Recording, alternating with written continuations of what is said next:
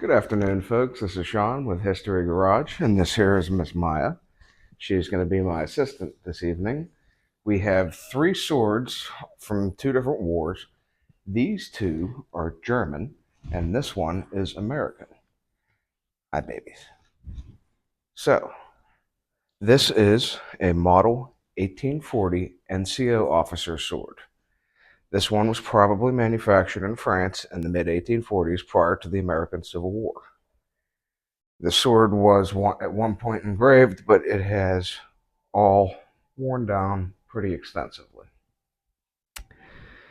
It has a brass, they call it a D-style hilt.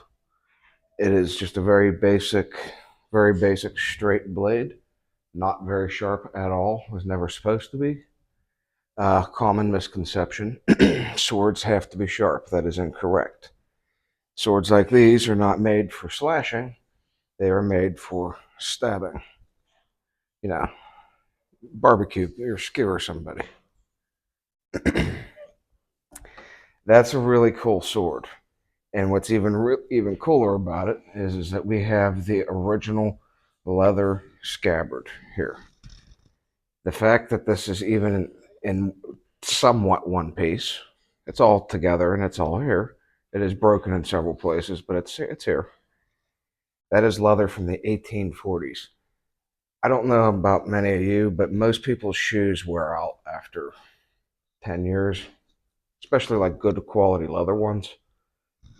The fact that this even exists still is ridiculous. The military phased these swords out of all services by 1868. They basically saw action in the Mexican American War and the American Civil War, and that was about it. I mean, they saw action in the Old West, but they weren't supposed to, but they were there. Kind of cool.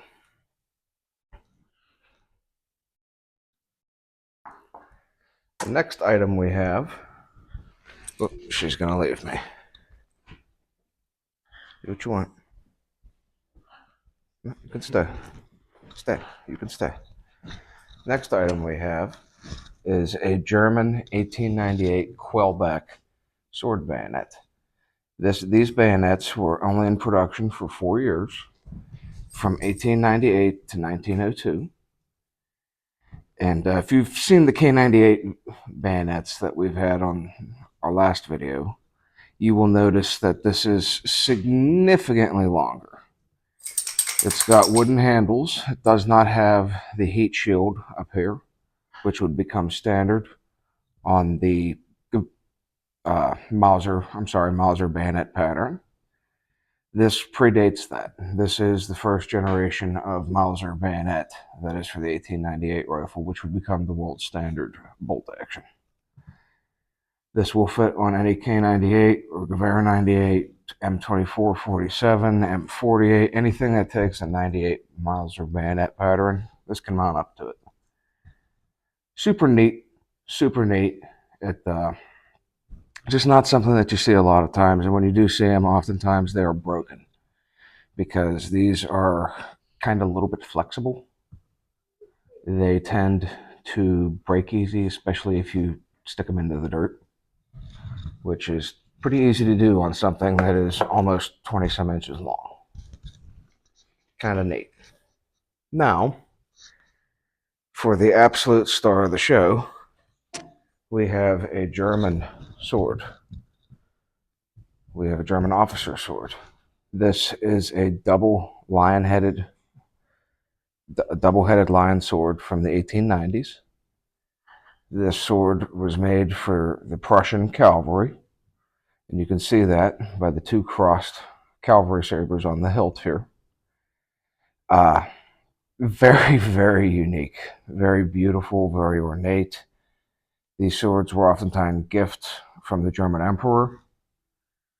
This one is very possible. It has the German emperor's monogram on it right here. That is Kaiser Wilhelm II of Germany. And on the other side, it says, Mit Gott für Kaiser und Reich, which basically, under my rough translation, means for Kaiser, for my God, my Kaiser, which is my emperor, and my Reich, which is either country or empire, depending on your translations. It has a brass frame down here, or a brass hilt, with two lions' heads on it, like I had mentioned.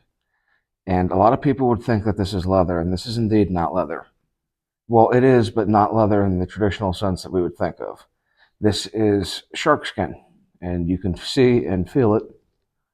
Oh, obviously you can't feel it. You're not the one holding the sword, but you can see it pretty well, and it's obvious what it is. We have a lion here with two rubies embedded into the hilt for his eyes. Then we have the other one here is on the tang. The manufacturer was, and forgive me if I butcher this, Würzburg Company Soligen. So, like I said, forgive me, I don't speak German. Very, very, very beautiful, beautiful Prussian cavalry saber. Beautiful thing to have in the collection. The sword was probably brought home during World War One. We don't exactly know. As to its origin, we're not even going to speculate, even though I believe I know it. Just not something that you see every day.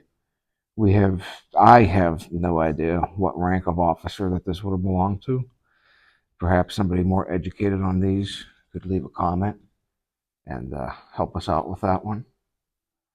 I believe it's from the 1890s.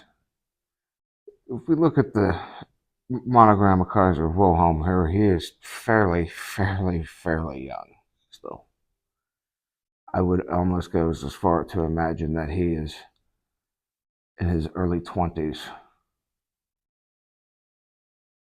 Just an absolutely stunning piece of history. I wish you all could see this and could hold this the way that I can, but unfortunately, you'd have to be here. Just a absolutely beautiful piece.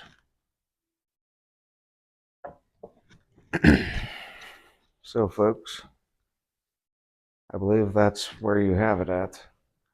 Three beautiful pieces, two swords from World War One, if you want to consider this a sword, even though technically it is a bayonet. I consider this a sword bayonet. Sue me if I'm wrong. Please don't sue me. Yeah, if anybody knows more about this stuff than I do, please leave a comment below. I would love to be learned. Until then, this is Sean with History Garage. I hope you all have a very, very good evening. And please subscribe, like and subscribe. Catch you later.